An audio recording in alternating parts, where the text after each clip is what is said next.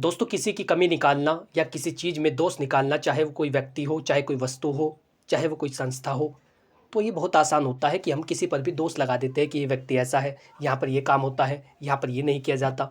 लेकिन हम कभी अपनी कमियों को नहीं देखते। हम नहीं देखते कि हम क्या कर रहे हैं। यही स्थिति वरिष्ठ नागरिकों की होती है। वो अपने अधिकारों को नहीं जानते, वो उन कानूनों को नहीं जानते जो उनकी सुरक्षा के लिए बनाए गए हैं। और फिर जब कोर्ट के द्वारा उनको चेतावनी दी जाती है कि आपको ये कार्य नहीं करने हैं, जिन विशेष कार्यों को करने के लिए मना किया जाता है, वो व्यक्ति वही कार्यों को करता है, वही कार्य वे करते हैं और फिर नुकसान झेलते हैं।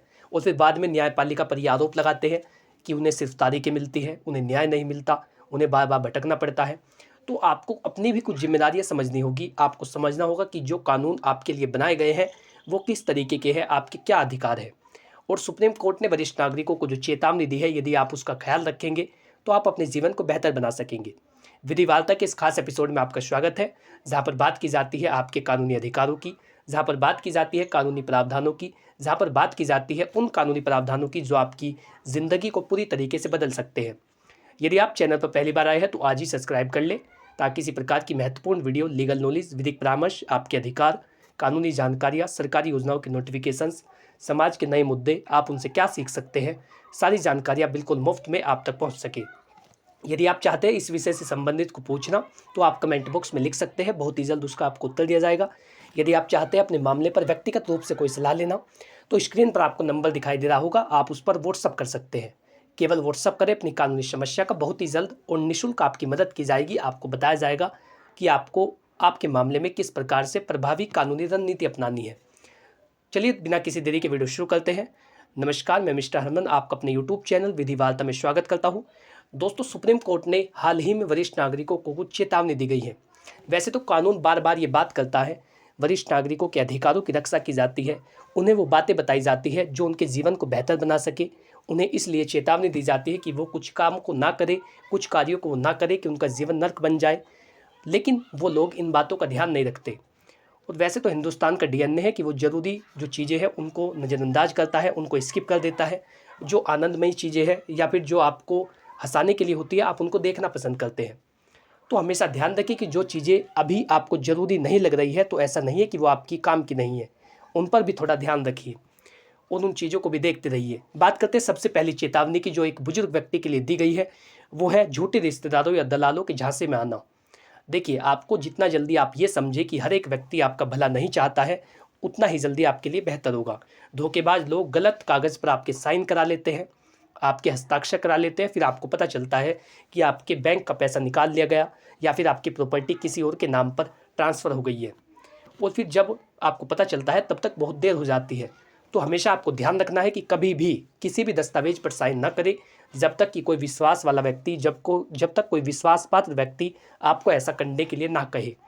हर एक रिश्तेदार, हर एक आपका जो जानने वाला है, हर एक आपका परिचित आपका हितैषी नहीं हो सकता। इस बात को जितना जल्दी आप समझें उतना जल्दी बेहतर होगा। दोस्तों, कई मामलों में फर्जी दस्तावेजों पर आपके हस्ताक्षर करा लिए जाते हैं और फिर संपत्ति को ट्रांसफ़र करा लिया जाता है अपने नाम पर। तो इसीलिए आप हमेशा ध्यान रखें कि जो आपकी व्यक्तिगत जानकारी है, बैंक की डिटेल्स है, संपत्ति की जानकारी है, आवश्यक दस्तावेज है, उनकी जानकारी केवल एक विश्वसनीय व्यक्ति को दे, एक विश्वास पात्र व्यक्ति को दे। ऐसा नहीं कि आप उसका ढिंढोरा पीटे या फिर आप हर एक व्यक्ति को उसे बताते फिरे। इस बात का आपको ध्यान रखना है। और हर कोई आपका अपना नहीं है, इस बात का भी आप ध्यान रखिए कि हर कोई व्यक्ति आपका अपना नहीं है। इस बात को जितनी जल्दी आप समझें उतना बेहतर होगा। सबसे पहली चेतावनी यही है कि आप रिश्तेदारों से या धोखेबाज लोगों से हमेशा सावधान रहें।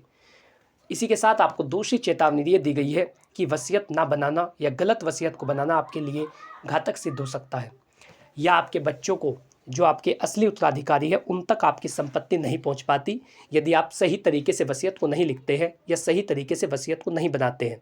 तो जब भी आप विल को लिखें या वसीयत को बनाएं तो उसे एक वैध रूप से बनाएं, एक कानूनी रूप से बनाएं।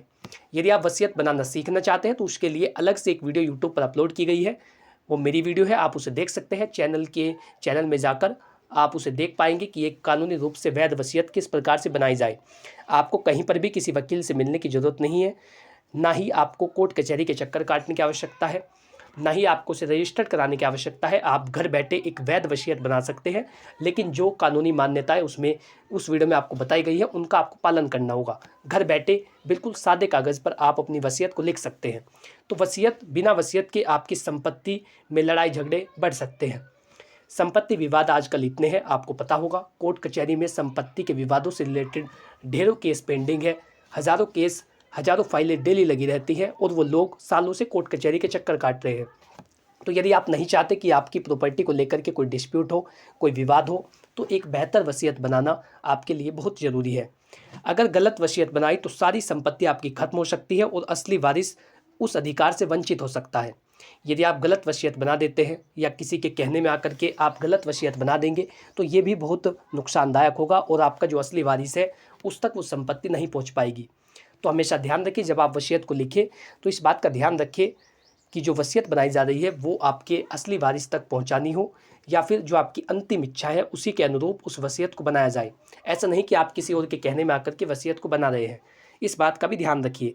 अगर वसीयत नहीं बनाई गई तो हिंदू सक्सेशन एक्ट के मुताबिक जो एक व्यक्ति की जब मृत्यु होती है, उसकी डेथ होती है, तो उसके बाद जो उसके वारिस होते हैं उनमें वो संपत्ति बांट दी जाती है। यदि आप वसीयत नहीं बनाना चाहते तो यह आपकी अपनी इच्छा है, लेकिन वसीयत को बनाना बहुत ही बेहतर कदम होता है ताकि आपकी संपत्ति आपके असली वारिस तक पहुंच सके, या फिर जिस व्यक्ति को आप चाहते हैं वो व्यक्ति उस संपत्ति का लाभ ले सके। यह दूसरी चेतावनी है कि वसीयत को सही प्रकार से बनाना या फिर एक कानूनी रूप से वसीयत बनाना बहुत ज़रूरी है। एक वरिष्ठ नागरिक के लिए तीसरी बड़ी चेतावनी ये है कि यदि वो बिना शर्त डाले अपनी संपत्ति को ट्रांसफ़र कर देता है, देखभाल की शर्तों के बिना यदि वो अपनी संपत्ति को ट्रांसफ़र कर देता है अपने उन वारिसों में जो उसको भरोसे में लेकर या उसे अपने धोखे में लेकर के संपत्ति नाम कराते हैं, तो फिर उस व्यक्ति की ज़िंदगी नर्क बन जाती है। हमेशा इस बात का ध्यान रखिए कि जब भी आप वसीयत बना रहे हैं या फिर संपत्ति को ट्रांसफ़र कर रहे हैं तो वो एक बेहतर ढंग से करें। जो ट्रांसफ़र डीड है, जिसके माध्यम से आप अपनी संपत्ति अपने बच्चों के नाम या अपने वारिस के नाम कर रहे हैं, तो हमेशा ध्यान रखें कि आप उसमें देखभाल की कंडीशनों को मेंशन करें। सीनियर सिटीजन एक्ट इस बात का प्रावधान करता है, यदि आपने अपनी संपत्ति को इस आधार पर ट्रांसफ़र किया है कि बच्चा आपकी देखभाल करेगा, आपको मेंटेन करेगा, आपकी जो बेसिक नीड्स है उनको पालन करेगा, या फिर आपकी देखभाल करेगा, आपको दवाइयाँ ला करके देगा, टाइम पर खाना देगा, यदि आप ये सारी कंडीशन लिखवा करके संपत्ति का हस्तांतरण करते हैं और बच्चे के द्वारा संपत्ति लेने के बाद ऐसा नहीं किया जाता या आपकी देखभाल नहीं की जाती, तो फिर सीनियर सिटीजन एक्ट के तहत वो संपत्ति आपके नाम आ जाती है, वापस आपके नाम आ जाएगी। लेकिन इसीलिए आपको ये चेतावनी दी गई है कि जब भी आप प्रॉपर्टी को ट्रांसफ़र करते हैं तो उसमें कंडीशनों को मेंशन कराना ना भूलें। जो देखभाल की शर्तें हैं वो ज़रूर और याद करके अनिवार्य रूप से उसमें वो मेंशन कराएं, तभी जा कर के आपकी संपत्ति आपको वापस मिल सकेगी। यदि आप ऐसा नहीं कराएंगे, केवल सहमति के आधार पर यदि आप संपत्ति को दे देंगे, तो फिर वही बच्चे आपको परेशान करते हैं, वही आपकी बेसिक नीड्स को पूरा नहीं करते, वही आपको दर दर ठोकरें खाने पर मजबूर कर देते हैं, वही आपको आपकी ही संपत्ति से बेदखल कर देते हैं। तो ये चेतावनी सुप्रीम कोर्ट ने आपको इसीलिए दी है कि जब भी आप प्रॉपर्टी को ट्रांसफ़र कर रहे हैं तो उसमें देखभाल की कंडीशन मेंशन कराएं कि ये जो संपत्ति है वो इस आधार पर दी जा रही है कि बच्चा मेरी देखभाल करेगा या फिर मेरी बेसिक नीड्स को पूरा करेगा, मेरे आम ज़रूरतों का ख्याल रखेगा, मेरे जो आम खर्चे हैं, रहना पीना खाना, आवास की सुविधा, चिकित्सा सुविधा, दवाइयों का खर्चा, इन सब को उठाएगा और इसी आधार पर मैं अपनी संपत्ति इस व्यक्ति के नाम कर रहा हूँ। यदि ऐसा नहीं कर रहा है या देखभाल मेरी नहीं करता तो ऐसे में वो जो संपत्ति है वो मेरे नाम वापस आ जाएगी। इस तरीके से यदि आप लिख करके अपनी प्रॉपर्टी को ट्रांसफ़र करते हैं तो ये सबसे बेहतर तरीका होगा। यदि आप संपत्ति को ट्रांसफ़र देखभाल की शर्त पर कर रहे हैं तो आपको कोई नुकसान नहीं है, वो संपत्ति आपके नाम वापस आ जाएगी यदि बच्चा आपकी बेसिक नीड्स का पूरा पालन नहीं कर रहा है, उनको पूरा नहीं कर रहा है, आपके खर्चों को नहीं उठा रहा है। तो ये चेतावनी आपको दी गई है और इसीलिए आपको कहा जाता है कि यदि आप ट्रांसफ़र नहीं करना चाहते या आप इस चक्कर से बचना चाहते हैं कि बच्चा प्रॉपर्टी को लेकर के मेरी केयर करेगा या नहीं, तो उसके लिए आप वसीयत बना सकते हैं। वसीयत सबसे बेहतर ऑप्शन होगा, सबसे बेस्ट ऑप्शन होगा। यदि आप वसीयत बना दें तो जीते जी संपत्ति आपके पास रहेगी और आपकी डेथ के बाद वो असली वारिस तक पहुंच जाएगी। तो ये तीनों चेतावनी आपको दी गई है इसीलिए कि आप अपने जीवन को बेहतर बना सके। पहली चेतावनी जो मैंने आपको बताई थी कि अपने रिश्तेदारों से सावधान रहे। दूसरी, वसीयत को बनाएं और बेहतर ढंग से वसीयत को बनाएं। तीसरी, यदि आप ट्रांसफ़र के माध्यम से अपनी प्रॉपर्टी को ट्रांसफ़र कर रहे हैं तो हमेशा उसमें कंडीशनों को मेंशन कराएं। तो ये 3 चेतावनी थी जो एक बुजुर्ग की ज़िंदगी को बदल सकती है और उसे हमेशा खुश रहने के लिए मजबूर कर देती है। लेकिन यदि आप ऐसा नहीं कर रहे हैं, इन चेतावनियों का आप ख्याल नहीं रखते, तो फिर ऐसे में आप अपने नुकसान जो आपको होता है उसके आप स्वयं जिम्मेदार होते हैं। फिर न्यायालय पर ये आरोप लगाना कि उसने कुछ नहीं किया या आपको तारीख मिल रही है, ये सही नहीं होता। यदि आप आरोप लगा रहे हैं तो वो उस आरोप की वजह को भी समझे और हमेशा ये देखने की कोशिश करे। देखिए, वैसे तो कानून है, यदि वो प्रॉपर्टी को लेने के बाद भी आपके साथ दुर्व्यवहार करता है तो उससे वो प्रॉपर्टी छीन ली जाएगी, लेकिन फिर भी आपको परेशान होने की ज़रूरत पड़ती है। आपको परेशान होना पड़ता है, कई बार आपको चक्कर लगाने पड़ते हैं। तो यदि इन सब चीज़ों से आपको बचना है तो इन चेतावनियों को ध्यान में रखिए। यदि आपको वीडियो अच्छा लगा है तो वीडियो को लाइक करें, चैनल को सब्सक्राइब कर ले, ताकि इसी प्रकार की महत्वपूर्ण वीडियो, लीगल नॉलेज, विधिक परामर्श, आपके अधिकार, कानूनी जानकारियाँ, सरकारी योजनाओं के नोटिफिकेशन, समाज के नए मुद्दे, ये सारी जानकारी आप तक बिल्कुल मुफ्त में पहुँच सके। वीडियो यदि अच्छा लगा है तो वीडियो को लाइक करें, चैनल को सब्सक्राइब करें, अपने परिचित व्यक्तियों तक, अपने दोस्तों तक इस वीडियो को शेयर करें, ताकि वो भी इस महत्वपूर्ण जानकारी का लाभ ले सकें।